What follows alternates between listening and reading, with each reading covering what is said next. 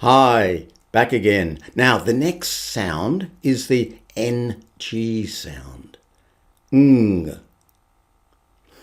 Now, how we do that is we move the tongue back in our mouth, and the way to do that is to open your mouth.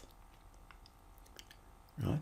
Open your mouth, and then what will happen is the tongue will go back.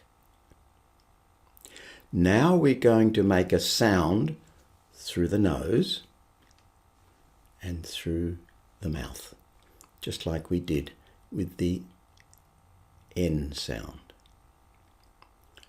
Okay, so here we go. Mm.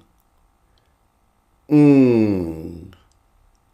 Mm. So open your mouth so the tongue goes back and the sound comes from the back of your throat and it vibrates from the back, but it's through the nose. Through the nose and the back of your mouth. Right? So it's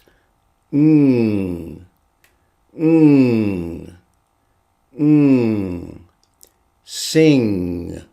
Sing.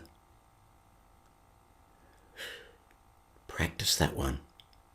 See how you go. Practice, practice, practice. That's what we need.